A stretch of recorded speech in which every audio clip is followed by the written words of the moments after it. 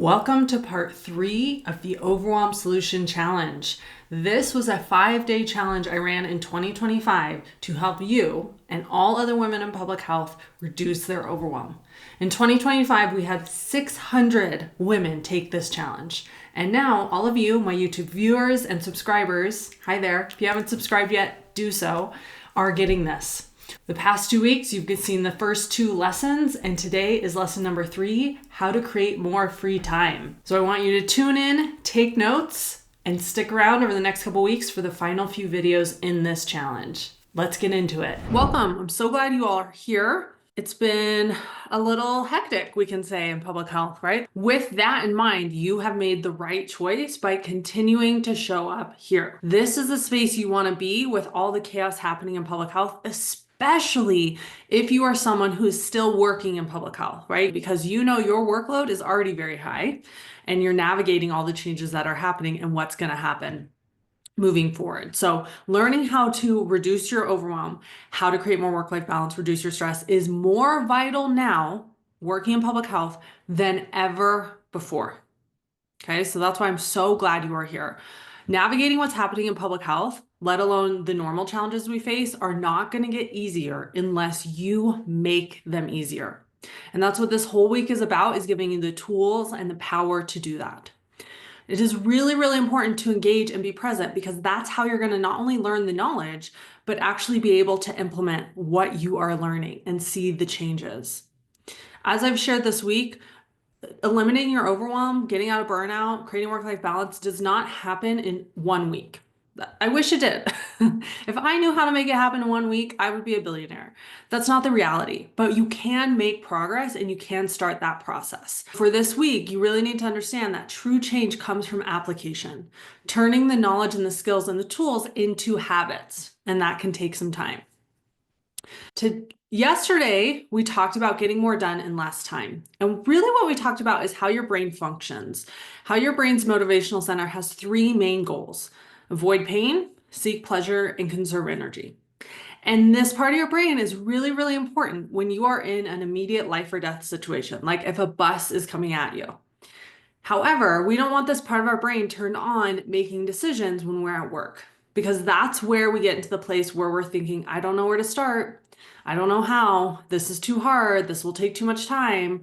Public health is being upending. My career is ending. This is hopeless. Those kind of thoughts, which lead to avoidance, distraction, procrastination, and result in overworking. So we're going to build on this more today. But before we do, I want to do a check-in on yesterday's challenge. Your daily challenge, which is very simple and easy, was to practice asking yourself, what if this thought isn't true? When your brain said, I don't have time, I don't know where to start, I don't know how, this is impossible, asking yourself, what if this thought isn't true? What came up for you when you did this? Drop in the chat. I did it, but it didn't change my thought. It was a good practice for a start. Yeah, the goal is not to change your thought, Okay. So that was not the goal with this. It was to practice, just creating space between you and your thinking. Dealing with huge cuts to CDC yesterday, my brain was definitely going, we are all going to die. So it was good to ask if this was really true. It did help somewhat, even though it was still very sad. Yeah, absolutely. The goal of this isn't to just become a robot where you have no feelings. But there is a huge difference between navigating these layoffs from a place of, my career's over, this is impossible, public health is disappearing forever, which is hopelessness and depressing, from this is really sad and this is a dark day. But maybe it's not true that everything's impossible. Maybe it's not true that public health is ending forever, right? So just notice the spaciousness there. Someone said, help me be aware of where the thought was arising from. That's so important, right? Because often we're just going through our day without even being aware of what we're thinking, let alone where that thinking is coming from. So that's such good awareness. I have many negative thoughts that I cannot confirm are necessarily true. Okay, that's really good to be aware of. And we're not going to get into this week the nuance of, is a thought true or not? That's really what we do in the coaching program. And it's really helpful if you are someone who your brain's negativity bias is really strong. So we're not going to get into that this week. But it's really good to notice if your brain overwhelmingly has a lot of negative thoughts. That just means your negativity bias is very strong, and that can be shifted. In the past, I've had issues with gaslighting myself. It can be hard to balance dismissing what is not real and validating what is real. Okay, so this is a really important point, and I think I alluded to this on Monday. There's a huge difference between is it valid and is it true? It is totally valid to think and feel whatever you want. Okay? What we want to illustrate here is you have choice. You have a choice to decide what you want to think and feel. And we're not going to go too much into it this week, but when we're talking about choice, we not only want to make the choice, but we want to know our reasons why. Why do I want to think this? Why do I want to feel this way? And do I like my reasons for that?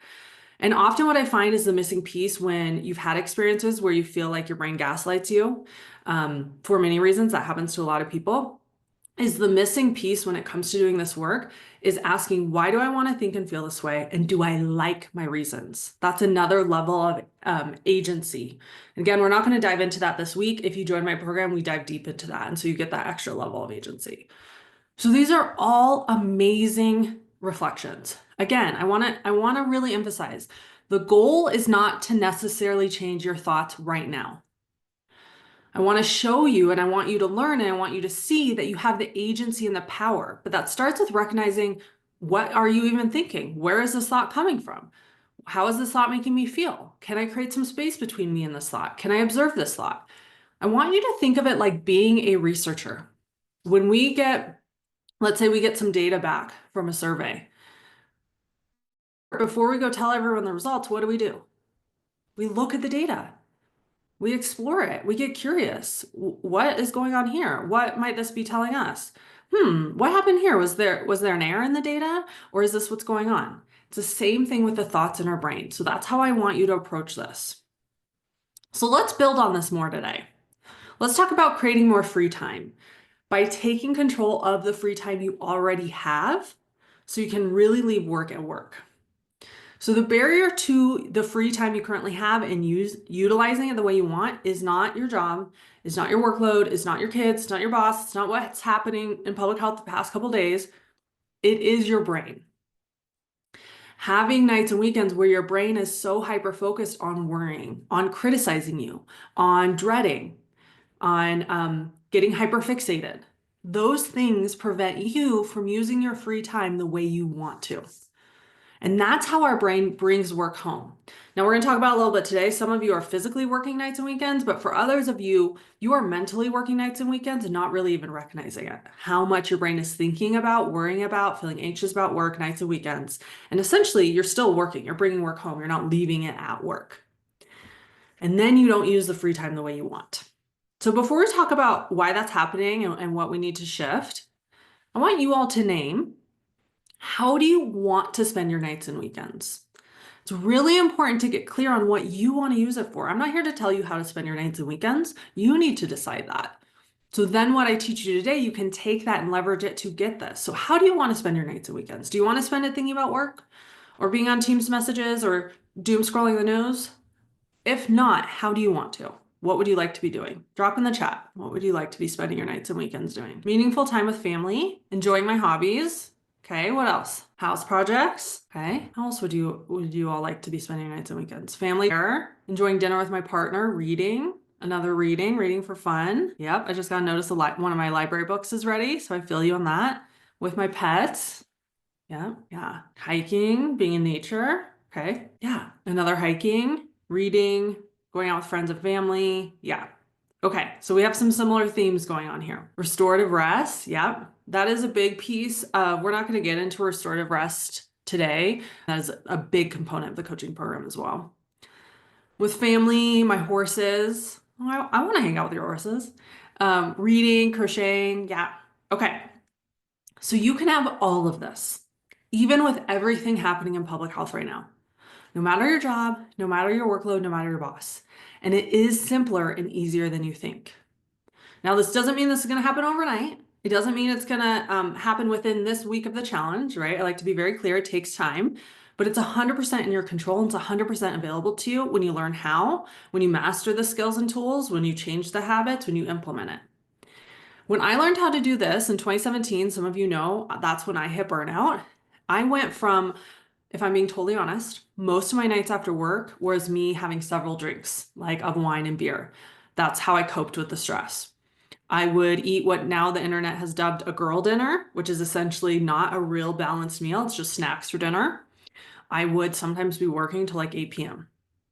I went from that to volunteering at a local animal shelter every single week. And I still do that to this day. I've been doing that every year since 2018 when I kind of really got out of my burnout.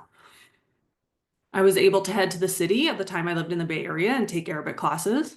Started working out at Orange Theory, if you're familiar with that. I still work out there 3 to 4 days a week. Still, notice how these habits and the changes are lifelong. It's not temporary, it is lifelong.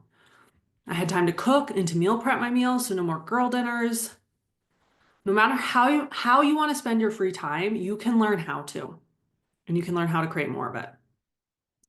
So here is how many of us actually are spending our nights and weekends. Thinking about work, not being present or listening at dinner, skipping workouts, being short and reactive to our spouse or our kids or our roommate, drinking to deal with feeling. Again, no shame, that was totally me. Withdrawing from family, comparing ourselves on social media. All of these activities are none of the activities any of you wrote in the chat that you want to be spending your time doing. And what they end up doing is they waste your free time. They steal your time from what you actually want to be doing, what you want to be experiencing, what you want to be enjoying. This is what we want to change right here. To change this, which is totally available to you, you have to understand why this is happening. Why are you spending your free time like this? It's not because of work. It's not because of this anti-science administration. It's not because of your boss or to-do list or any of that. Yes, those things are challenges. I want to reiterate, we're not denying that those are challenges. However, that's not the reason that you're not spending the free time the way you'd want to. It is because of something you have complete control over, which is really good news. This is not a shame and blame situation. It is great news that you have control over changing this. Because if it was just your to-do list or your boss or Trump, you'd be shit out of luck because you can't control a lot of those things. But when it's a result of what you're doing and what your brain is doing, then you have a lot more agency and control to change it, which is great news.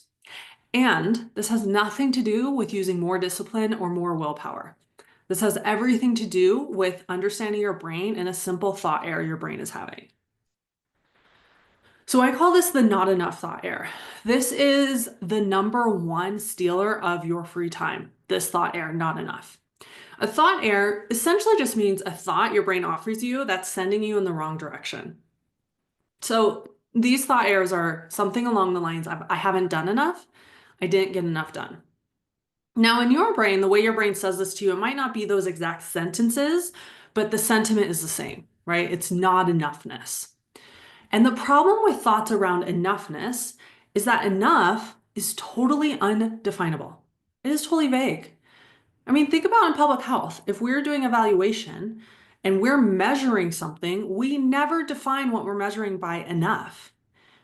We have actual metrics like quantifiable, quantitative, qualitative, actual concrete metrics that we measure things by.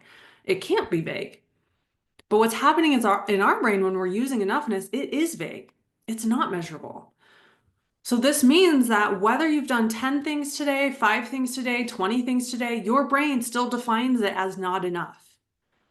Whether you have 30 minutes of extra time, an hour of extra time, your brain still defines it as not enough. Enough in our brain is just a moving target. As soon as you get one more thing done or have one more hour, your brain still classifies it as it's not enough because it's moving that target because enough is so vague. It's subjective, it's undefined, and it leads us to overworking and exhausting ourselves without realizing it. A lot of this is happening unconsciously or behind the scenes in your brain. What we're doing here is we're bringing it to consciousness so you can build that awareness around it and around it happening so then eventually you can change it. So here's how this works. Let's say it's 4:45, right? You plan to leave at office at 5 or close your computer and end your day if you work from home. But as you look at the clock and you look at your to-do list or your calendar, your brain says, I haven't done enough, or some version of that thought. Your brain's probably looking at your to-do list focused on what you haven't checked off. Your brain's not looking at what you have done. This comes from this not enoughness, where your brain focuses, that negativity bias.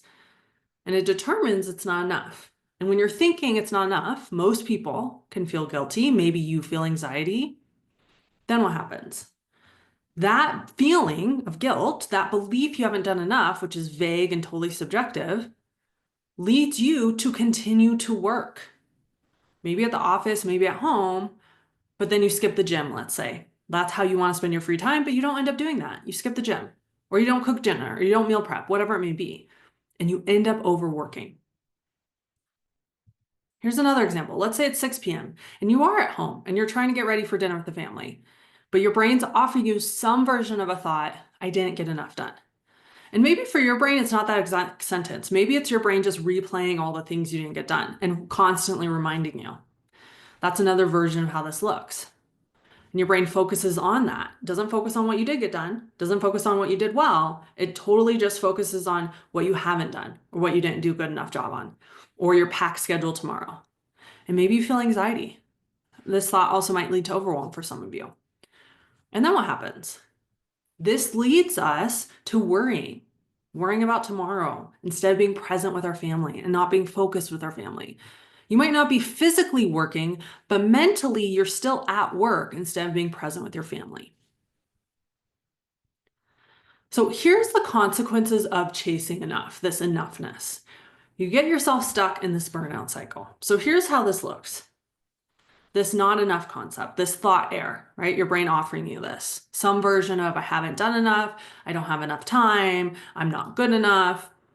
This leads to overworking, as we just described. When you are believing you haven't done enough, you haven't done a good enough job, you don't have enough time, what happens? You start to overwork. You work nights, you work weekends, you might be working physically, checking emails or team messages. I know some of my clients, when they start working with me, they are checking emails and Teams messages at stoplights. That's how much they're overworking, is they're trying to cram it all in even while they're driving. For others of you, it's mentally overworking. You're in your head worrying or thinking about work all the time, maybe even more so than you realize. From this place, this exhausts you. Talk about restorative rest, right? Even if you're getting a decent amount of hours of sleep a night, if you're in the cycle, you're going to feel exhausted. Why? Because that place of overwork and that not enoughness, that drains so much of your mental energy.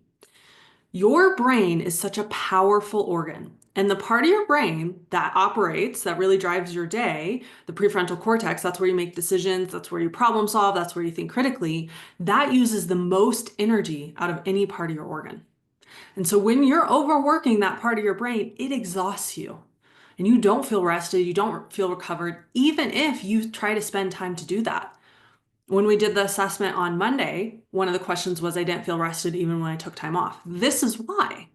And then for others of you, you don't even have the time in your schedule because you're overworking so much. The result of this is that you actually end up producing lower quality work. Make mistakes. You take longer to complete tasks because your brain is operating from empty. So it's not thinking at the highest level. You can forget things. You don't have the energy to think critically. So you're missing important things. You struggle to problem solve. And then what happens? It just repeats because your brain goes up, see, not doing enough. You're not doing a good enough job. And then you get stuck in this cycle. The good news is you can get out of this cycle, but it's important to understand what is happening so you can work to get out of it. So what is enough? External achievements don't determine if we have done, quote, enough. The amount of degrees you have, the amount of your salary, how many tasks you've gotten done, how many chores you finished, they do not determine what enough is. How do we know? All of you here are accomplished. You are accomplished academically, you are accomplished in your career. Yet I can guarantee you, all of you, almost all of you, probably have this chronic feeling you haven't done enough or you're not good enough. Why? If it was external accomplishments that created this sense of fulfillment and satisfaction and I've done enough and I'm good enough, no one would in public health would really be stuck in this burnout cycle because everyone in public health are so overaccomplished, are so smart, are so driven. Yet we struggle with this. And that's because what we don't understand, I didn't understand this either, is that what determines if we've done quote enough are not external achievements, is ourselves. We get to decide that. The reason we even want to do quote enough in the first place is because we want to feel a certain way. We want to feel proud rather than anxious. We want to feel accomplished rather than guilty. But what creates our feelings? It is not how much you get done on your to-do list. It is your thoughts. What you think determines how you feel. Relying on doing enough, whatever your brain randomly decides that is, to feel satisfied is a totally flawed approach. Relying on, quote, doing enough, undefined, very vague, to feel accomplished will never work because your brain will keep moving the marker of what is enough. And this really largely comes from systems of oppression, this origin of this. And we'll talk about that more tomorrow. So if you have a question about that, we'll go deep into that tomorrow. But what we need to do is reframe, redefine what is enough. Define it in a way where you define it. You determine what is enough, not based on your to-do list, not based on what other people think, not based on what other people are or are not doing, but based on you making the active intentional choice. Not your like automatic brain, that's just that negativity bias brain, but you. You have to define what is enough for you. Deciding you have done enough. Deciding you do have enough time. Deciding you are good enough. And here's the ironic part. When you do this, when you make this intentional decision, you actually get more done and you're more effective and you produce higher quality work. Why? Because what you end up creating is this anti-hustle productivity cycle where you decide you've done enough, not based on arbitrary measures, not based on anyone else, because you've decided it and you truly believe that you've done enough. Now, again, we're not jumping to the point where you automatically believe this 100%. Building belief takes time, changing belief takes time, but I want you to see what happens when you do this. When you really believe I've done enough, then what happens? You prioritize yourself, how you want to spend your nights and weekends, to be present with your family, to work out, to eat balanced meals, to connect with friends, to sleep. And then what happens? You actually feel rested, not just because you have the physical time to do all the things that you want to do that bring you joy and fulfillment and actually sleep, but you're mentally rested because when you connect with friends, when you have space to be present, when you can be in nature, when you can work out, all of those things create mental rest for your brain because you're not overworking and you're giving your brain rest. You're giving your brain the space to recover and recoup and build up its tank. And then when you're rested, you produce higher quality work. You think faster because your brain isn't running on empty. It has the fuel, it has the energy, it has the capacity. You make more effective decisions. You have that energy for complex decision making. You don't make as many mistakes. You don't forget as many things. And then guess what? You end the day deciding I've done enough. Now, for most people, when I explain this, what comes up is, well, what I need to do to get into the cycle is to just get everything done. That is not how this works. In order to get into the cycle, you have to decide I've done enough. That's it. Making that decision. It starts with you believing this, building this belief right now, no matter how much you have done. Why is this so important? This is actually the only way to get into the cycle. Because when you really think about it, until the day you die, you will always have a to-do list, and that to-do list will always have things on it that are unfinished. Even if you get to old age or you get to something happens mentally or physically and you no longer have the ability to do some of your to-dos, those just don't go away. Someone else takes them over. So if we're constantly chasing enough by how much we've checked off on our to-do list, we will always be on that hamster wheel because we will always have more we need to do or could do until the day we die. So to get into the cycle, it has to start with building that belief, I have done enough. I believe that. No matter if I've done 3 things, no matter if I've done 5 things or 10 things. So here is your daily challenge. I want you to practice this thought. Maybe I have done enough. Okay. Whether it's you're going to go take your lunch break and your brain really wants you to keep working, practice. Maybe I have done enough. It's towards the end of the day, you want to wrap up, your brain thinks you haven't done enough, or you need to finish something, practice. Maybe I have done enough. It's the evening tonight, and your brain's constantly thinking about what you didn't get done. Practice. Maybe I have done enough. Now, I want to be very clear. The purpose of practicing this isn't so tomorrow you come and say, oh, I believed it 110%. No, that's not the purpose of this. The purpose of this is to really open up to the possibility that you could believe something different. The purpose is for you to just see in yourself, what happens when I practice this? Do I feel a little relief? Does my brain rebel a little bit? Like that researcher we were talking about, like that scientist who's looking at the data. When I ask myself or say to myself this statement, what happens? What data do I get? How does my body feel? What does my brain do? That is all important awareness data. Some of you, your brain might rebel, and that's totally okay. Notice what happens. How am I feeling when I practice this thought? What is my brain saying? The goal is not to believe this 100% right away.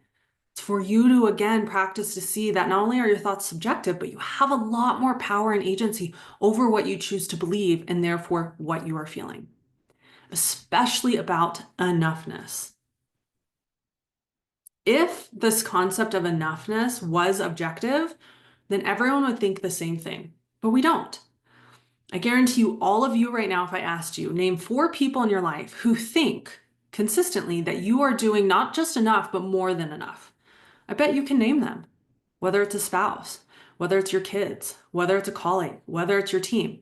I bet right now you can name people who, if I asked them, hey, are they doing enough? They'd say, yeah, they're actually probably doing way more than they need to. Why is that? Because they have different thoughts than you. You just don't believe that you're doing enough. And it's leading to the overworking and feeling exhausted and wasting your precious time. So I want to illustrate how powerful shifting this thought air of enoughness is. So here's Margaret. She went through my program a couple years ago. And here's what she says. Now she spends less time worrying. At home, I'm able to take a minute to sit on the couch with my family, even if everything isn't done that I wanted to get done. This is so powerful. This is not about getting to the end of your to-do list and having nothing left done, because as I said, that will never happen till the day you die. It's about choosing what matters to you. Do you want to spend all your free time on this hamster wheel chasing that elusive end of a to-do list that doesn't exist? Or do you want to feel at peace and comfortable with prioritizing your family and being on the couch with them, even when you still have stuff on your to-do list? The latter is so much more freeing, and it gives you the life you really want to have. And Margaret was able to do this because she learned this. She learned how to master her mind, how to be in charge of her brain, how to decide what to think and feel about her to-do list, about how much she had gotten done, about enoughness, about the quality of her work. Now, instead of worrying about work at night and mentally being at work or physically being at work because she's trying to do it all, and this includes the enoughness that we might face when it comes to our chores and our domestic work as well. She is present with her kids. So here's what this can look like. This is not just Margaret, right? This is data from women who've come through my program and have learned the skill and implemented it to the point where it's a habit and it's second nature, where they master their thoughts and feelings. 30% less anxiety in the mornings because they're feeling in control of their workload. 30% less lashing out at others, right? When we're short and when we're reactive. I've been there. This was me when I was burnt out. And now building the ability to repair relationships, which is actually part of what the bonuses we're giving you today. So stay tuned. I'll share a little bit more about that. And then 50% more focus on family, on what matters most. Why? How does this work? How does it happen that doing this work gets you here? When you stop letting your brain's automatic and often very negative thoughts drive your actions and instead build the skill of deciding on purpose what to think and feel, you can take the actions you want to. And you have more control over your time and your experience. So you end up feeling less anxious and less stressed. And therefore, you're not taking out stress on the people around you. You're not making those short, small, snide remarks or overreacting to small things. This was me. I would overreact. I'd start crying at the smallest little thing. You'd be able to create more neutral or helpful or positive emotions, right? That peace, that calm, that groundedness. When you are less anxious and less reactive, you can really be there for the people who matter most to you, your spouse, your kids, your aging parents, even your team if you're a leader. Actually be there, not just physically, but mentally and emotionally as well. This is how you reclaim your time, your energy, and your joy, no matter the challenges you face. And it's 100% possible for you, just like it was with Margaret. So before I share a little bit more of what we're going to build on tomorrow and the bonus I'm giving you today, and also how if you want to do this work as a deep dive and you really want to make this a permanent change in your life, how you can do that, I want to do a little check-in. What is your biggest takeaway so far from what we've talked about today? What are some aha moments? What are some realizations you're having?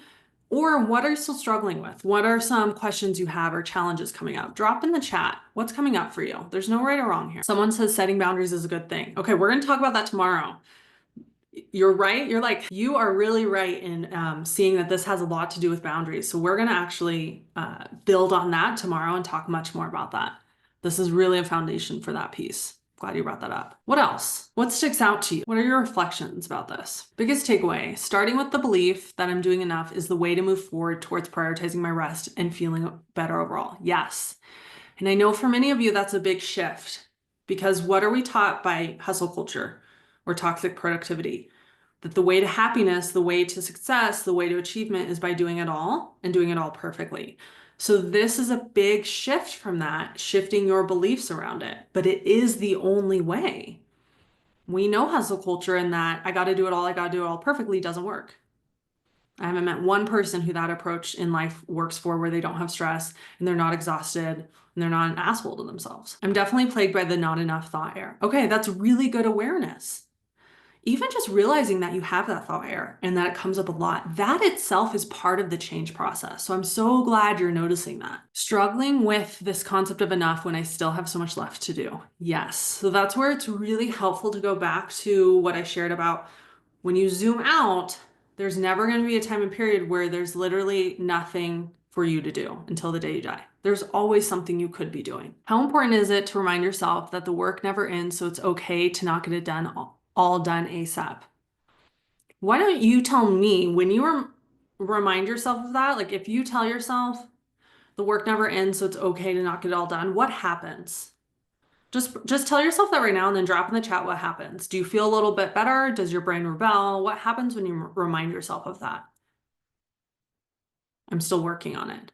Okay, so this is the part of the coaching piece, right? So like here's an example of what we would do in coaching because everyone is different. For someone, reminding themselves that the work never ends and it's okay, that might bring them immediate relief. And then that's something they want to practice. For someone else, reminding themselves of that, their brain might rebel, right? And so you just said it's hard to accept that thought. And someone else just wrote, I feel a little better. Notice that. So there's some little differences between how our brains might respond to shifting our beliefs. And that's why it's really important to do this work where you can do it on a personalized level.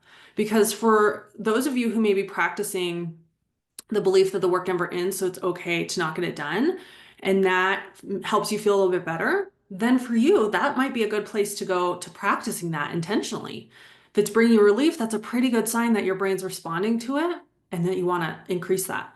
For others of you, if your brain is feeling a little resistant and it's hard to accept, then it's like, okay, well, what's another way we can have an entry level to exploring this? Or why is your brain being resistant? What is the root of that? So this is where that personalization and coaching comes in to really help you get these results because it's so tailored and specific to you and your brain. Because as what we're going to talk about tomorrow, a lot of where our thinking comes from is from socialization. We're going to talk about that tomorrow, not just from the patriarchy and hustle culture, but family, from religion, from our school. So our brain has a lot of different influences from the specific context of our life. So I'm so glad you brought that up. This chasing enough cycle feels impossible to escape. Okay, that's very common. It feels impossible because you've never done it, right? It feels impossible for me to become president of the United States because I've never done it. That doesn't mean it's not possible. Just like if you have kids, to your kids, it probably feels impossible to ride a bike without training wheels. Why? Because they've never done it. But that doesn't mean it's not impossible. It just means you haven't done it before. That's all. It's still possible. And it's definitely possible when you have the tools and skills that are proven to work. So when it feels impossible, just remind yourself, it only feels this way because I haven't done it yet. Doesn't mean it is impossible. Okay, so tomorrow we're going to build on all of this. We're going to talk about building boundaries without the guilt. Someone mentioned guilt earlier this week. This really built in the last few days. The number one reason that boundaries aren't working for you, or you're not setting boundaries, or you're not following through on them, isn't because you don't know how, isn't because you're too overloaded, isn't because you're not smart enough or aren't capable. That's not it. It's actually because of the emotions and the thoughts you're having, especially emotions like guilt and shame. And once you learn how to stop letting those kind of control that, setting boundaries is so simple and so easy. And we're going to talk about the role of the patriarchy and hustle culture in this, and that will contextualize a lot of what you've learned today as well. Remember your daily challenge. Practice the thought, maybe I have done enough, and just see what happens. Just be a scientist, a researcher of your experience. With that, it looks like we don't have any questions coming through, so I will see you all tomorrow. Bye, everyone.